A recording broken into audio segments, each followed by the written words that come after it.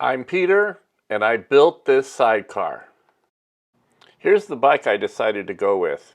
Had fat tires, had a big motor, 1000 watt, 1500 max, good sized battery, and a gas tank, or at least what looks like a gas tank. Once I got the bike, I could take measurements and get some canvas vags from the Army surplus. These things are really a cheap way to go. Paint the bike. Okay, for me, I'm going for World War II Army rat rod sort of a look. So it starts off, I take off everything I have to take off, tape over everything I don't have to take off, and then I paint the bike with a red primer, tan primer, and then the olive drab. The white stars taped off and lightly sprayed on. Everything gets sanded down with 320 sandpaper until the colors goes through the way I like, and then I spray the clear on. This gives me a paint job that as it gets nicked and scratched, it just doesn't matter, and that's what I was going for. Besides the look, I think it looks pretty cool. Making the mounting bracket. Okay, there's no way that I can show you exactly how I made my mounting bracket, every detail, because it's going to be different on your bike. But I started off with 1.5 inch, 1/8 inch thick square tube, opened up one side, narrowed one side, and started fitting it on. You got to pick two good contact points, and I figured that the axle and the kickstand mounting holes were two great spots to make contact. Here's where I'm realizing I got some spatial problems and I'm going to have to hollow it out. So here's the final bracket without any of the actual mount to sidecar parts on. It came out pretty good, and I added a little more reinforcing a little later that you will see. And then you want to get it this far before you start your sidecar. Here's where I'm starting to look at my mounting brackets. I figured where my shoe heel's going to be so I don't kick the mounting brackets. I have 3 of them. 3 is much stronger and less likely to bend than just the 2 outside ones. And again, wait on that until you get further along. Here's a little video of what that final bracket looked like, but you can do these final details as you see fit after you make your sidecar. Okay, time to build the sidecar. So, to start off with, using the cardboard box my bike came in, I made a prototype based on some pictures I've seen on the internet of what these sidecars look like, and figured out how big my dog was. We did a test fit. We see if she'd tolerate this thing, and I made it big enough so my wife could sit in it, and this is the final size. So we're ready to start building. Okay, I took it outside to the garage to see if there's any obstructions, where the position should be, just to make sure that I don't need to modify the design any. And it all worked out pretty good. I ended up sliding it a little further back from this picture, but it's going to be perfect. Okay, I got a scrap piece of particle board here, and I've drawn out the design. It needs a few more changes. This side here is going to get slightly curved, and there's going to be a few more changes up here just to make it look a little more graceful. So, changes I made this part here just a slight curve. It's a little more graceful. This is the cockpit area. From this weld to this weld is the part that will be open for the dog to be sitting in here. And I added this little scoop up here just for a little style. So this is the shape of the car. And the way that I make it, I'm not a real metal fabricator. I'm not sure how you guys do it. I guess it's maybe the way I figured out to do it is I take this bender, which it's an inexpensive Harbor Freight tool. I think it was like $100. I've used it on a few things, and I bend up my shapes. Like I bent up these shapes. That one, this one, and this one are identical. And that was kind of the tightest my bender would make and happened to be right for this. So I made up enough of those. And then this piece here I made, and that took a lot of adjusting to get 2 of them the same, because when you change the gradient. That's a tricky part. So I don't know how those guys do it to make it more efficient. This piece here is just a continuous arc, and then I tack them together, and then I make a second one. So the next step I'm thinking is I'm gonna actually weld everything real secure so they're all set. And then like I mentioned, I've never built anything like this before. This is just comes from experience of knowing where the problems are that are going to bite me and try to step aside when they come. I'm going to lay a sheet of aluminum on top, put a few pop rivets in it on the straight down part. I'll end up having pop rivets almost every 3 inches when I'm done, and I'll probably take it that far. Trim the aluminum so it's just big enough that the aluminum sheet will come, and I want it to just bend around this far. And I'm hoping it's going to bend around here when I hammer it. As I mentioned before, I've never built anything like this, so I'm hoping that's the way the aluminum will work. I purposely bought a very soft aluminum, and I should just be able to hammer it around. Hopefully when I hammer this, it doesn't bend up there, and when I hammer that, it bends up here. Hopefully that's not the way that works. So I got a little side project to do. This is one of my dog's bones. There's the dog laying in the sun, even though it's kind of cold out there. I need to do some grinding.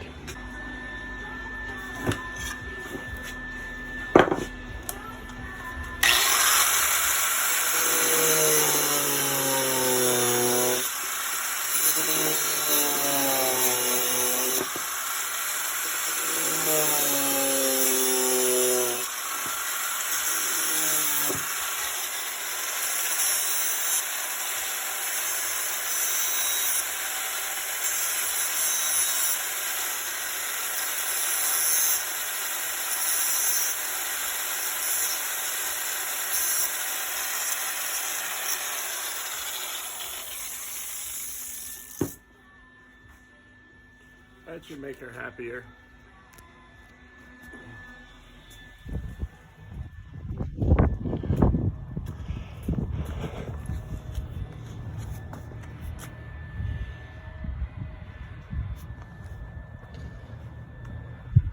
Probably has a funny taste. But she's been licking on this thing for days and she can't get her tongue any deeper in it. There you go. Have fun with that. Okay, so as you can see, I've been making a mess in my garage and not stopping to clean it up as usual. This is one of my frames, and this is what I need to do. I need this front part starting here, going straight down to the matching spot there. I want this front part to swing in just about 1.5 inches. That'll bring the nose, make the nose a little smaller, give a little contour to it. So here's how I'm going to do it. I've got one set up here. Let's see how it works. So I've got the front up on blocks.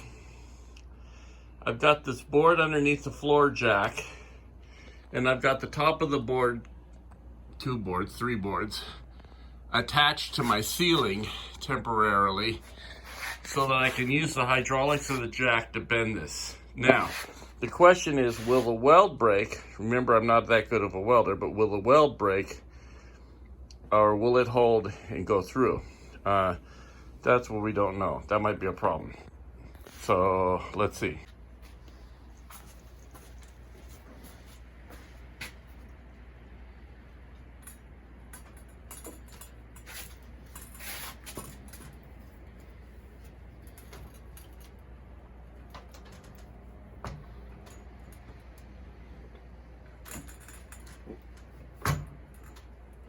Wow, it's holding so far. The joist is creaking above.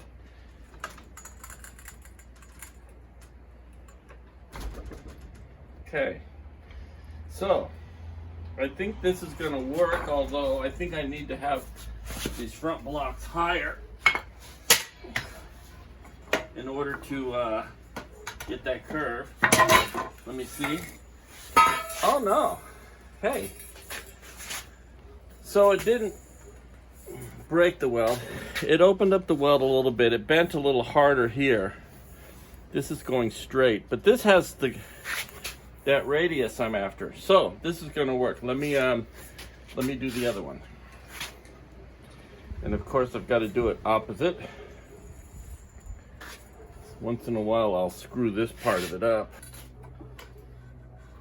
See how this goes. It would have been nice if it didn't fold on that weld, but what can you do?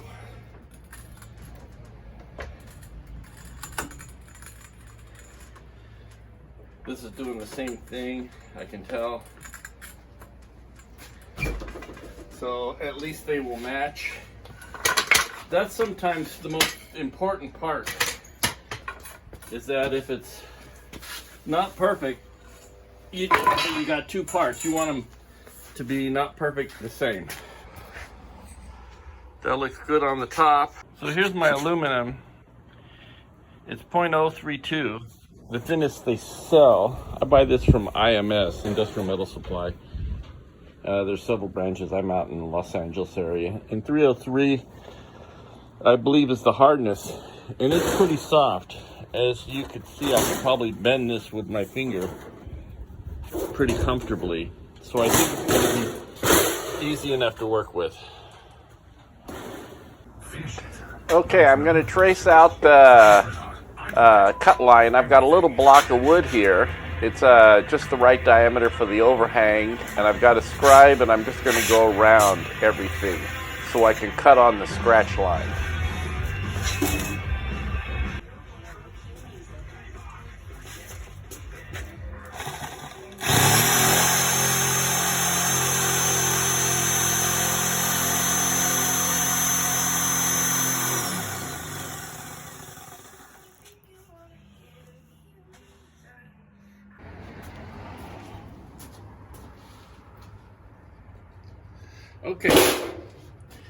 Okay, here's a trick. I've cut this board. It has a slot here. This distance from here to here represents half of the tubing width. And this gives room for the aluminum to pass through.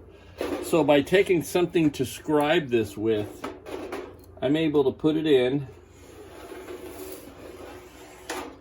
And that scratch mark, that scribe mark, represents the top of the tube for drilling my rivets.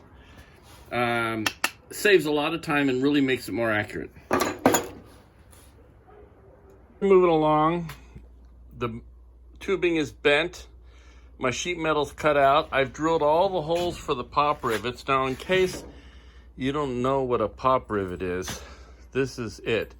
Now this is a closed one. It's not open at the back. This is just what I had. And what you do, I have a pneumatic pop rivet installer. These things sell at Harbor Freight for like 35 bucks. For 20 bucks you can get the manual one. No reason to do it.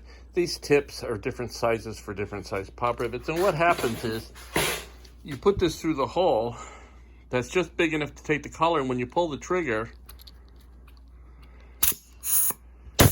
you see how it expanded it out? Well, it expands it until it can't pull anymore because of the material you've put it through, and it pinches it on, and then it pops off, and the little pin falls out. So that's how it works. So it's as simple as pushing down to get it tight and pulling the trigger. That's it. Quick test to see how this is going to wrap around. And this is the problem area. You see how it's trying to pleat? That's going to be a problem for me, but I'm just getting started. I've got a few different hammers. I'm going to see if I can massage that around. This is the sharpest corner and the most critical spot. So if I can get this spot pretty good, then I'm in good shape.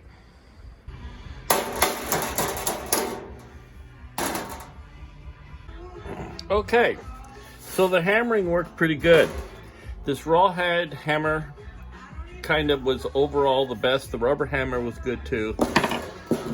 When I'd have a real problem like right here, I could deform it enough with a steel hammer. I'm gonna dig out my ball peen. It has a little better head for this. Now this is all a little rough, but I'm kind of liking that. You know, the whole look of my bike's gonna be kind of a rat rod thing. So some of this roughness blends into that. So now what the next process is, and what's gonna happen, I'm gonna fully skin these. I kind of jumped the gun. I need to put in a rib and a splice in the back. I need to go get a shitload more rivets, but I wanted to see if this was gonna work before I got too far in. So I'm gonna get it all wrapped around like this, and then I'm gonna weld the parts across so that the two halves are firmly attached to each other. And then the final skinning is gonna be a piece of aluminum that meets up about like this. That's the front, top, bottom, and it'll have a little curve. Now, if you notice here, this will be pop riveted on the top. There's a little bit of material hanging over. Well, this will be real easy to tap around and get it to curve around. So there'll be a row of rivets on the front, you know, this edge all around, and there'll be these more spread out rivets on the sides, and it'll look pretty cool.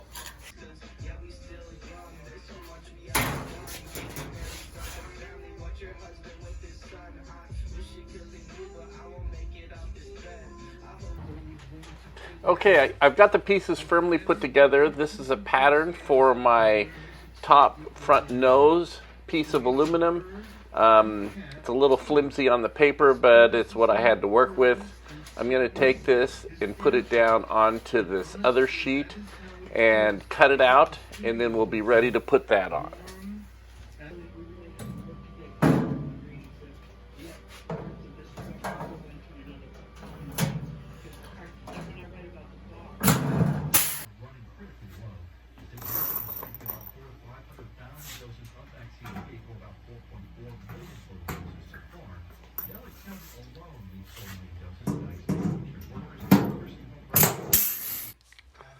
Okay, so my metal was a little short on the top, so I'm added on this cosmetic piece that's actually going to make it look nicer.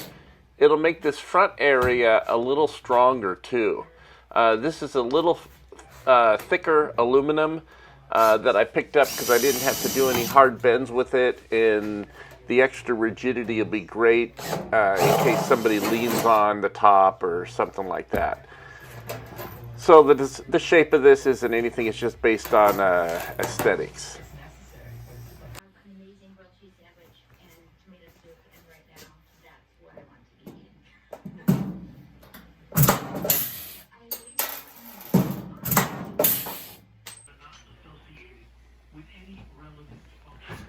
Okay, so this is where that little gap was I talked about earlier. So now I just need to gently tap this aluminum around the edge to make this gap go away. It should be pretty easy. I just need to figure out which tool works the best, and I imagine all of them will do different areas better. See that little corner point? Get a little harder hammer to knock that back. That fits pretty good. I got no complaints about how that looks, so I just need to go around the whole thing and tap it all down. Almost done. Just got to put this last piece on and we're good to go. Okay, now that I got it built, I just need to see if there's any problems and figure out how my chassis is going to work. I think it's going to be pretty good. Make sure my leg swings over. Well, I didn't get any footage on making the fender, but you can figure it out from there. I'm working on the final design of the chassis. Here it is. The trick is you want the axle to be in line with the axle of the back tire, and you want some kind of an adjustment for the wheel so that you can get the tracking right. Okay, so here's how I did the pin in the final mount. These three pieces were spaced so that these three holes are in a line on its own. Then I cut the two end tabs with the holes taking into account what was needed to make the sidecar itself level to earth.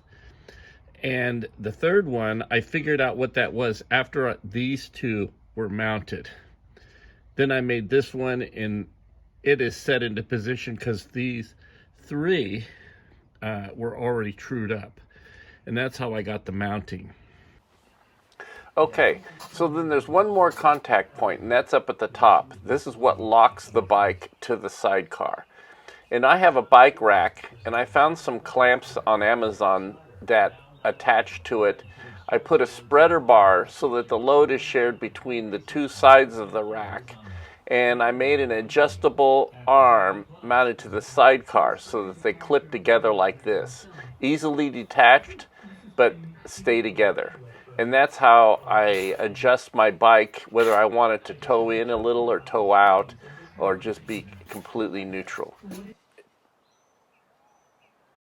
is it that you think really kind of affects them so deeply about this process and about this film? I can tell you what I don't think it is. And Okay, here's your last step. You got to line it all up. So I've got a piece of steel tubing. Of course, you can use wood, pipe. It goes from the front tire to the back tire, and it's straight. I measure across with 2 tape measures to the side of the wheel using another bar, and I get the wheel exactly straight. Okay, so here's how I adjusted it. My axle has 2 steel plates that bolt together. I can loosen the bolts and put in shims. The axle is just a 3/4 inch hardened steel bolt that produces that. Simple. Okay, here it is. Dog loves it. I love it. Best project I've ever made.